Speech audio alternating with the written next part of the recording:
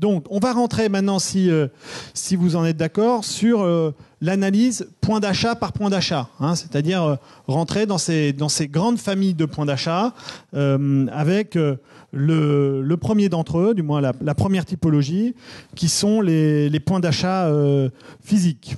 Sur ces points d'achat physiques, hein, donc on analyse grande surface, supermarché, magasins de proximité, réseaux alternatifs ou directement chez les producteurs. Donc on cumule de l'ensemble de ces points d'achat physiques, c'est-à-dire l'analyse de quand un consommateur se déplace vers le commerçant, eh bien, sans surprise, bien évidemment, et on l'avait déjà évoqué l'année dernière, le point de vente physique est le grand champion du point d'achat, puisque près de 98% des Français fréquentent au moins une fois par an un point d'achat physique, mais quand vous redescendez dans les critères de fréquentation mensuelle, on est à 94%, et lorsque vous rentrez dans la logique hebdomadaire, on est à près de 78%. Alors, ce chiffre qui se confirme d'année en année est un indicateur extrêmement important pour les commerçants, pour la raison simple, c'est que le temple, le magasin reste le temple de la fréquentation et du point d'achat des Français. Et c'est un élément extrêmement intéressant. Alors, quand on va redescendre dans le détail, Pauline, on a... Oui, alors là, on a fait... Regardez le split. Hein. La comparaison en termes de fréquence entre 2012 et 2013, on voit que ce qui est intéressant, c'est que sur tous les types de fréquentation, que ça soit par semaine, par mois ou par an, les chiffres restent stables. En fait, on continue à visiter ces points de vente physiques qui sont les hyper et supermarchés. Donc, on a annoncé beaucoup la perte de l'hypermarché et du supermarché, mais en termes de fréquentation, aujourd'hui, en déclaratif, on est toujours très stable. Alors pour illustrer cette tendance autour du point d'achat physique et du magasin, l'exemple de Market qu'on voulait vous illustrer ici avec vous. Vous savez qu'il y a un an, Georges Plassat a annoncé qu'en effet la vie de la marque Carrefour transversalisée sur l'ensemble des concepts était peut-être terminée. Voici une illustration dans laquelle, en effet, près de 8 magasins, 8 points de vente ont été délestés du nom Carrefour pour récupérer une identité type Market. Cet élément-là signifie qu'en effet, ce qui se passe dans un magasin, ce qui se passe dans un point d'achat physique doit aller vers des logiques d'aspérité et pas forcément vers des logiques d'uniformisation. Voilà. Et c'est ce qui est intéressant, c'est de voir que le point d'achat physique reste un élément déterminant de la fréquentation et de la zone de confiance d'achat des Français. Autre exemple de point d'achat avec un traitement un peu différent de ce qu'a fait Carrefour, c'est le groupe Delhaize. Vous connaissez sans doute l'enseigne Rain Market, qui est un concept low cost, monté par Delhaize, là aussi avec une très grosse événementialisation dans les magasins et surtout la mise en œuvre d'une technologie au service de l'efficacité commerciale du magasin. C'est incroyable de voir le nombre d'utilisations technologiques qui viennent justifier le prix bas de Rain Market. Alors, on a vu hypermarché et supermarché. Maintenant, on va regarder l'évolution sur le commerce de proximité.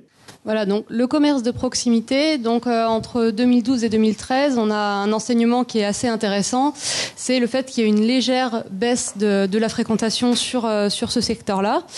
Donc pour illustrer ça, on vous a mis un chiffre qu'on avait réalisé l'an dernier avec Ipsos suite à l'ouverture de Carrefour City, la gare Saint-Lazare, donc un commerce de gare qui proposait un drive piéton. Donc on avait observé ce phénomène-là. Et donc ce chiffre, en fait, c'est si un commerce de gare ouvrait dans la gare la plus proche de chez vous, est-ce que vous voudriez l'utiliser? Donc on interrogeait les Français sur la proximité et sur des points de vente sur leur passage. Est-ce qu'ils seraient intéressés par ces points de vente-là? Donc on a quand même 51% des Français qui déclarent être intéressés par ces points de vente, 47% qui ne le sont pas, et notamment c'est plus présent bien sûr chez les plus jeunes et chez les franciliens. La proximité, en fait, donc effectivement, elle est un petit peu en baisse, mais on voit qu'il y a quand même vraiment des concept qui travaillent énormément là-dessus. On l'a vu, toutes les enseignes ont retravaillé leur concept de proximité. Donc là, par exemple, Monoprix, vous avez dû le voir, a changé toute sa charte graphique. Tous les logos ont été repris. Mais en fait, c'est plus profond que ça. C'est pas juste une question d'image. Ils sont vraiment sur un travail sur la proximité. Ils veulent passer d'une proximité géographique avec tout leur maillage de points de vente à une proximité relationnelle. Et ils vont travailler donc sur, par exemple, les tenues des vendeurs en proposant des tenues qui sont plus proches de celles des commerces de bouche, en fait, des métiers vraiment qu'on a l'habitude d'avoir à proximité, sont bouchers, sont maraîchers. Ils ont aussi travaillé toute une charte de services d'accueil à la caisse, de suivi pendant l'achat. Enfin, ils ont vraiment toute une nouvelle logique pour devenir finalement des commerçants de quartier et non pas juste le Monoprix sur leurs enseignes Monop. Ce qui signifie, si vous voulez, que concernant la proximité, les éléments barométriques qu'on a, c'est-à-dire une légère inflexion de la fréquentation du point d'achat à proximité et de cette perception, c'est vrai qu'on est aussi dans une phase où le commerce, où les commerces de proximité sont en pleine se réinventent chaque jour, et au premier d'entre eux, bien sûr, Monoprix. Alors, deuxième point qui est analysé, qui est une nouveauté cette année, parce que l'année dernière, on était un peu resté sur notre faim, c'est de rentrer un peu plus dans le détail sur les points de vente physiques, mais non alimentaires. Hein. Et donc, du coup, cette année, on a créé 4 catégories d'analyse sectorielle pour savoir exactement, en croisant la typologie sectorielle produit et l'indice de fréquentation, pour voir où se situaient les achats des Français et où est-ce qu'ils donnaient leur confiance maximum. Donc 4 catégories, les produits d'hygiène, droguerie, vêtements, bricolage, jardinage et électroménager. Alors, premier point, hygiène, droguerie. Oui, alors pour tout ce qui est DPH, hygiène, droguerie, ce qu'on remarque, c'est que invariablement, que ce soit par semaine, par mois ou par année, on achète plus en grande surface alimentaire qu'en magasin spécialisé. Donc nous, ce qu'on a déduit de cette analyse, c'est que pour les marques et pour les réseaux, il y a vraiment quelque chose à jouer. Il y a déjà bien sûr des enseignes présentes sur ce secteur, mais on peut encore imaginer plein de choses pour contrebalancer ces chiffres. Et là, à titre illustratif, vous êtes allé... Oui, donc ça, c'est à voilà, Saint-Lazare, à Saint-Lazare. En fait, donc, pas loin. C'est une bourgeois qui a lancé un concept store. Un flagship. Un flagship, voilà. Donc, ce qui est intéressant dans ce concept store, c'est que c'est une marque qui, normalement, justement, est vendue en GSA.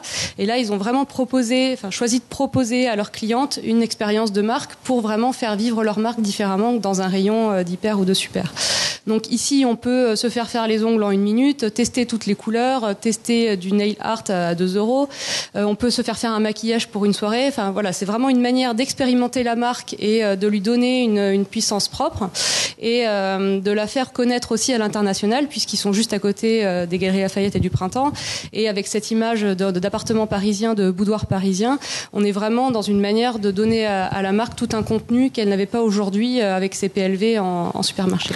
Ce qui signifie ici, dans l'exemple, c'est que, et on le voit très très bien, c'est que cette notion d'un commerce physique qui est quand même un lieu de confiance et très plébiscité au niveau de la fréquentation, est identifié par les marques pour être mis en place en parallèle de ce qui peut se faire dans, on va dire, les réseaux un peu plus généralistes. Donc ça veut dire que, clairement, l'ambiance des bruits qu'on pourrait avoir autour en effet, de l'explosion des canaux digitaux n'est pas forcément à contrario, ne vient pas en opposition des points de vente physiques, mais bien au contraire, vient venir appuyer en fait le développement d'une expérience clientèle en magasin.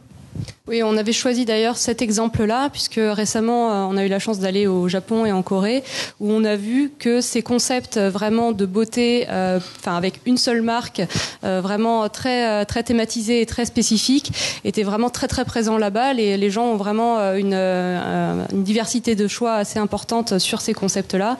Et donc, ça arrive avec Bourgeois. Alors, sur toujours notre comparaison, mais ici sur la catégorie vêtements. Donc sur le vêtement, c'est un petit peu l'inverse. Sur les achats, une fois par mois ou une fois par an, on va plus en grande surface spécialisée, même si les GSA s'en sortent quand même très bien. Donc on explique ces chiffres par le fait que quand on est sur une marque de vêtements, autant on va aller acheter des vêtements récurrents, des chaussettes, etc. en grande surface alimentaire. Par contre, ce qu'offrent aujourd'hui les grandes surfaces spécialisées en termes d'ambiance, de décoration, d'expertise, d'identité de marque est vraiment supérieur aux grandes surfaces alimentaires. Et donc, pour l'instant, il n'y a pas vraiment de comparaison entre les deux. Alors, un exemple que je trouve très intéressant je ne sais pas si vous le connaissez, c'est Kiabi. Qui a lancé ce concept en mars 2013 avec le Kiabi Fan Sélection. Pauline, tu peux peut-être nous en parler ? Oui, alors c'est vraiment un bon exemple d'intégration du digital en magasin. En fait, on avait à l'entrée des magasins Kiabi tout un espace fan sélection, où on avait au-dessus de chaque produit, donc ici, un petit écran avec le nombre de likes de chaque produit exposé. Donc, comme on est sur une population chez Kiabi qui est plutôt jeune et plutôt influencée justement par Facebook et par l'avis de son réseau, c'était très intéressant parce que ça permet forcément de doper les ventes et aussi de mettre en avant certains produits stars. Ça a aussi permis de doper la page Facebook de Kiabi.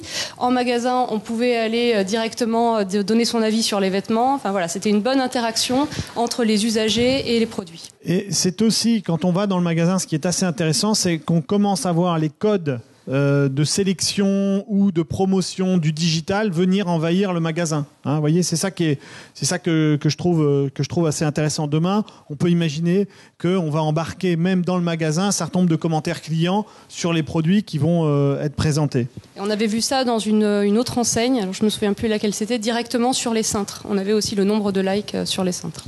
Alors, concernant la catégorie cette fois-ci bricolage, si jamais ça fonctionne, voilà. Bricolage, jardinage. Donc sur le bricolage, on est aussi plus acheteur sur les grandes surfaces spécialisées qu'en magasin alimentaire.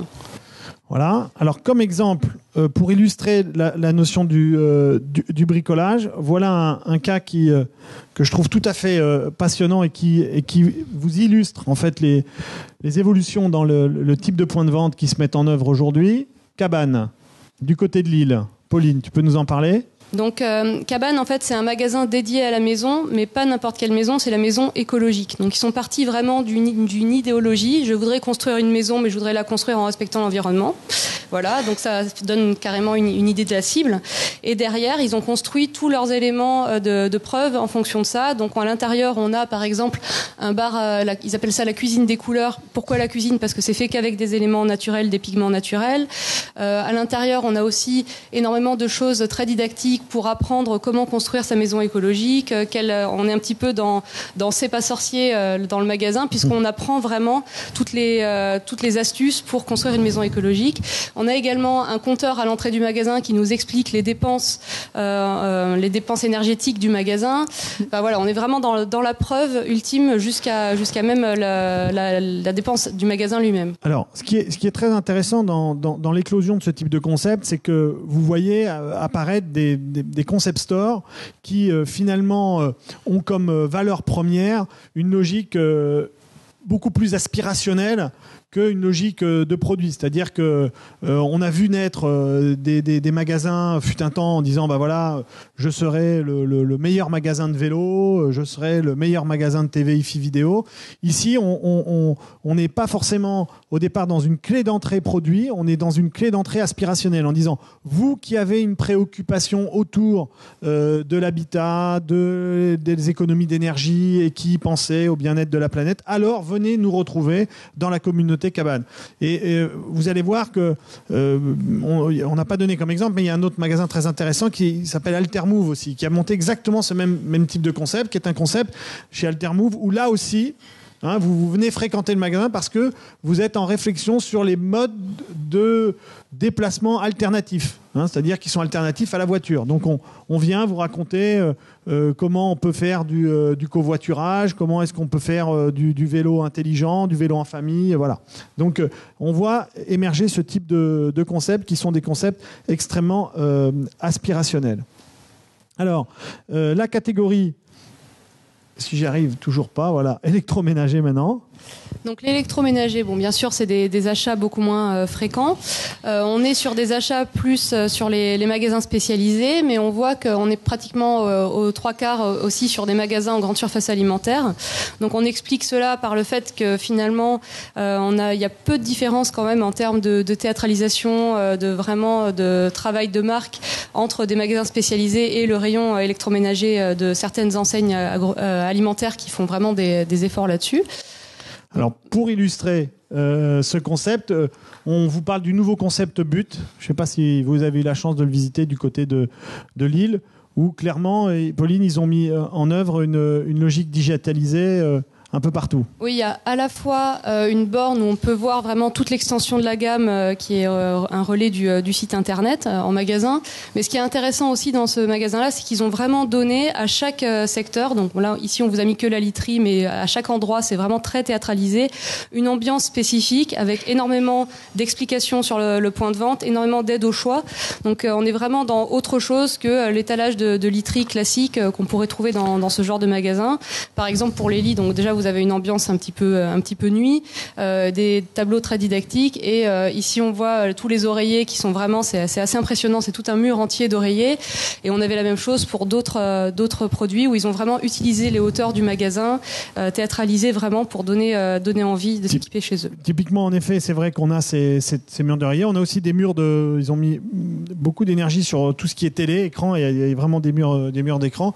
Il y a même des distributeurs, alors je mets des guillemets, des distributeurs de poufs. Oui, des poufs sur lesquels on s'assoit, qui sont des grands distributeurs comme ça en hauteur et qui sont quand même assez très très bien théâtralisés. Alors dernière catégorie sur les éléments de points de vente physique, savoir exactement quels sont les points d'achat au niveau physique, qui sont tout ce qui est circuit alternatif avec les marchés traditionnels et puis la récolte aux petits producteurs. Voilà, donc là, on voit que c'est une consommation qui se stabilise. On en a beaucoup parlé l'an dernier et même tout au long de cette année. Donc voilà, on est vraiment aujourd'hui dans un système qui est ancré dans les usages des gens. Donc le marché, effectivement, on y était habitué. On savait très bien que les gens allaient sur les marchés et ça se confirme. Les marchés ne sont pas du tout en baisse. Pour tout ce qui est approvisionnement directement chez le producteur ou dans des réseaux alternatifs type AMAP ou association, voilà, ça progresse pas forcément beaucoup. Mais par contre, ça se confirme. Donc là, pour bien comprendre le tableau, 17% des Français déclarent aller sur un marché traditionnel au moins une fois par semaine, et 36% une fois par mois, et 57% sur les 12 derniers mois. Et par rapport à la montée en puissance, en effet, de ces réseaux alternatifs dont on parle beaucoup, il y a énormément de contenu médiatique là-dessus. Ce qu'on peut constater, c'est que le baromètre nous apprend que c'est quand même, on l'avait évoqué d'ailleurs l'année dernière, un élément de stabilité, parce que ça reste, je crois que de mémoire, le chiffre d'affaires des France, des AMAP, ne dépasse pas le chiffre d'affaires d'un gros hypermarché, puisque c'est un peu moins de 150 millions d'euros. Voilà. Alors, en termes de profil de clients... Donc le profil des gens qui vont au marché, donc ce sont plus des femmes et des habitants de villes de plus de 100 000 habitants, des actifs et des e-acheteurs. Donc c'est des gens qui sont plus prompts à fréquenter différents points d'achat et qui vont également faire leurs courses au marché.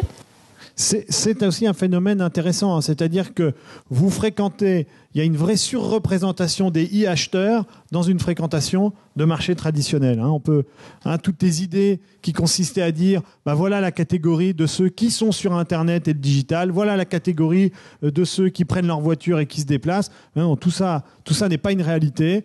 C'est que finalement la diversité commerciale, elle est beaucoup plus diffuse que ce qu'on peut imaginer. Alors concernant les approvisionnements directement aux producteurs. Oui, alors là, on a deux profils un petit peu qui se démarquent. C'est d'abord les habitants de province et les habitants des petites villes. C'est normal puisqu'ils ont les producteurs juste à côté de chez eux, donc ils en profitent. Et également les actifs plus, les internautes et les e-acheteurs qui sont donc, voilà, comme disait Rodolphe, des gens qui vont vraiment consommer sur différents points d'achat, qui sont très ouverts sur les manières d'acheter et qui du coup vont aussi tester des achats chez le producteur, qui vont aussi aller chercher des manières alternatives d'acheter comme ils ont l'habitude de le faire sur Internet. Ils le font aussi dans la vraie vie. L'idée, bien évidemment, étant d'essayer de pousser tous les business de coopérative ou d'agriculture raisonnée. Alors, pour illustrer cette